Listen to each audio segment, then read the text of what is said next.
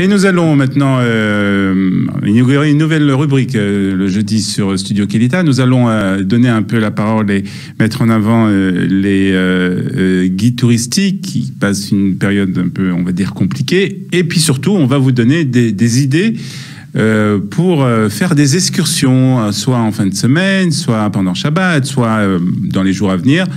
Nous allons découvrir chaque jeudi un nouvel endroit à aller explorer en Israël. Alors, on va le faire par téléphone pour le moment, ou par Zoom plus exactement. Et puis après, ce sera à vous de sortir et de découvrir l'endroit dont nous allons parler ce matin. Et pour commencer, nous sommes très heureux d'accueillir Ariel Assaf. Ariel, bonjour. Bonjour Olivier, bonjour à tous les auditeurs. Voilà, Ariel, donc guide touristique qu'on connaît sur Studio Kelita, puisqu'on s'est promené dans les rues de Jérusalem ensemble. Et nous allons découvrir un nouvel endroit avec vous, Ariel. Alors, où est-ce que vous nous emmenez ce matin?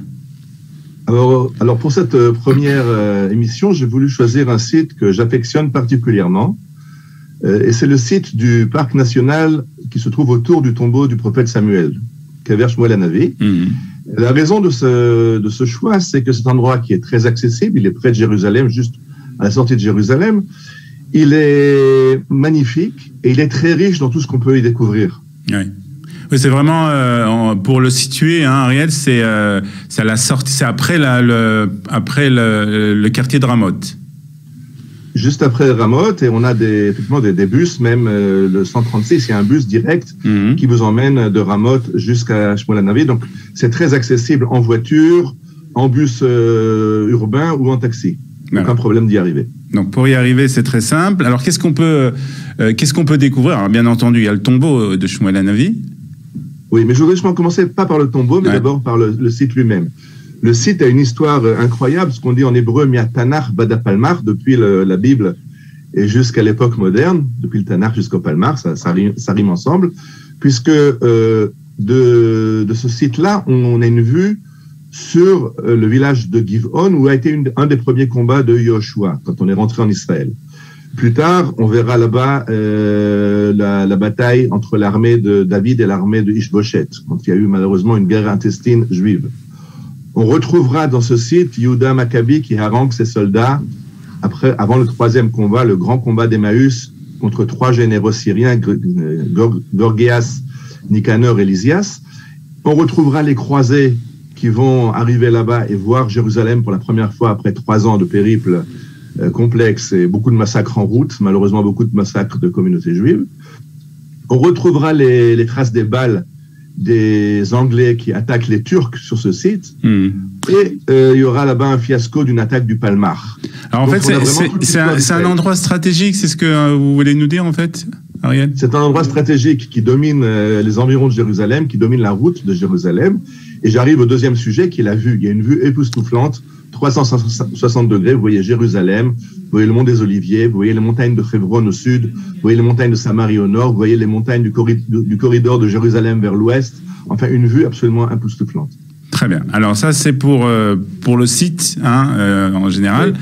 Et lorsqu'on arrive au site, alors donc il y a bien entendu le tombeau de Shmuel Hanavi. Alors est-ce qu'on sait que c'est vraiment l'endroit où il est enterré? Parce que c'est toujours la question qu'on se pose sur les tombeaux soit des prophètes, soit des tzadikim. On ne sait pas toujours si c'est vraiment l'endroit. Hein. Il y a un grand problème sur l'identification du site parce que le Tanakh nous dit clairement que Shmuel a été enterré dans sa ville à Rama. Et pour beaucoup d'experts, Rama ne se trouve pas là, mais Rama se trouve à Aram, à l'entrée de Ramallah. Et le site duquel on parle, Kever Shmuel Hanavi, se trouve dans un autre endroit biblique qui s'appelle la Mitzpah. Mitzpah, le point de vue, puisqu'effectivement, je vous ai dit, on a une vue époustouflante sur la région. Et donc, c'est un petit peu problématique, mais je ne veux pas rentrer maintenant dans cette problématique. Je veux peut-être rappeler une chose, c'est que le prophète Shmuel, qui est enterré, d'après la tradition, à cet endroit-là, il y avait une hiloula très importante qui continue, qui était remise dans les dernières années, et qui est le 28 Iyar. Donc le 28 Iyar, le jour de la libération de Jérusalem, vous avez le public sioniste religieux qui danse dans les rues avec des drapeaux pour fêter la guerre des 6 jours, la libération de Jérusalem, et le public haredi qui, lui, va fêter la hiloula de Shmuel Hanavi à Har Shmuel. Le 28 Iyar, c'est le jour de la hiloula de Shmuel Hanavi? C'est le jour de la Hiloula. D'ailleurs, il faut se rappeler une chose, c'est que au cours des siècles, la grande Hiloula du peuple juif était à Shmuel Hanavi.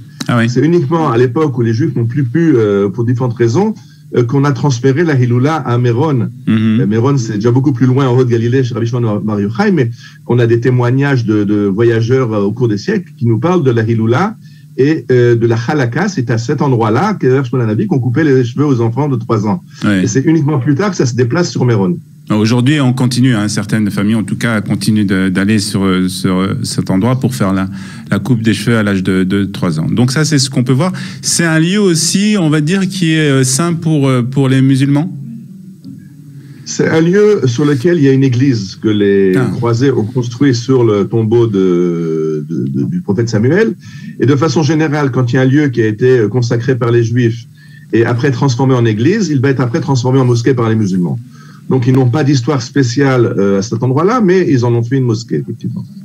Très bien. Alors, qu'est-ce qu'on peut voir encore, Asaf, Ariel, dans cet endroit? Qu'est-ce qu'on peut ne pas voir là-bas? Alors, en plus de l'histoire, il y a d'abord un parc archéologique, parce qu'on a retrouvé un village de l'époque du Second Temple, dans l'époque de Hanouka et du Second Temple.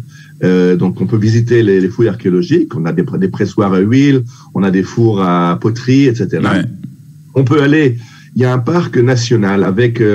une source magnifique. Il y a là-bas l'autorité, la direction des parcs nationaux a recréé l'agriculture traditionnelle d'Israël. Donc, on a recréé des terrasses agricoles sur lesquelles on nous présente différents types de cultures qui étaient en vigueur en Israël dans le pays d'Israël au cours de l'histoire. Donc, on a aussi tout le côté balade dans la nature et découvrir l'agriculture d'Israël. Et on a aussi même, on peut parler d'une petite histoire du sioniste, puisque à l'arrivée des Juifs du Yémen en 1882, on cherche où les installer et une association, Ezrat Nidrei Israël, achète des terrains et essaie de créer une colonie agricole yéménite qui a été créée. Malheureusement, elle n'a pas réussi et elle a été dissoute. Mais il y a encore, si je ne me trompe pas, encore des maisons qui sont habitées par des Arabes aujourd'hui. Il y a encore des maisons habitées par des Arabes, des maisons occupées par une association juive qui s'appelle Reshit Yerushalayim et qui fait des visites de Jérusalem. On peut se promener, quand on se promène sur le site, on voit encore les tranchées turques. On voit des cavernes, des grottes funéraires de l'époque du Second Temple.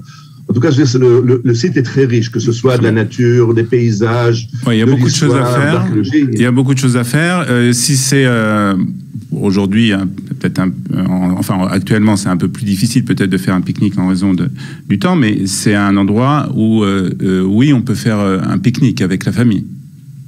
D'abord, on peut faire un pique-nique. Il y a des tables de pique-nique, il y a des toilettes, il y a des points d'eau.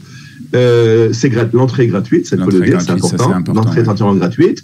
Les heures d'ouverture sont très larges, beaucoup plus larges que dans un parc national qui ferme à 4 heures en hiver et à 5 heures en été, comme on est ici sur le tombeau où les gens viennent pèleriner, c'est ouvert en continu. Par contre, ce qu'on ne peut faire que entre 8 heures et 4 heures actuellement, c'est de monter sur le toit du bâtiment pour admirer la vue extraordinaire. Et c'est très important de le dire parce que si ce site est aménagé et accessible à des personnes qui ont des problèmes pour marcher ou accessible pour des familles avec des landaux et des poussettes, monter jusqu'au sommet du toit, c'est un escalier assez problématique et c'est quelque chose que les gosses adorent. Donc il y a de quoi occuper les enfants, de quoi occuper les adultes. C'est pour tout le monde. Très très bien. Donc ce site Nebish Samuel en arabe, le tombeau de Shmuel Hanavi, qui se trouve à vraiment quelques kilomètres de même pas à la sortie de Jérusalem, après le quartier de Ramoth. Il y a des excursions de prévues pour prochainement. Je sais que alors vous en faites moi pas j'ai mal. prévu. Je propose, j'ai un groupe WhatsApp. Vous voyez mon numéro de téléphone qui est affiché à côté de mon nom. Vous pouvez me téléphoner, me joindre sur WhatsApp. J'ai des groupes WhatsApp où j'annonce les balades. Nous étions hier à la Moshava Amerikait, la colonie américaine de Yafo.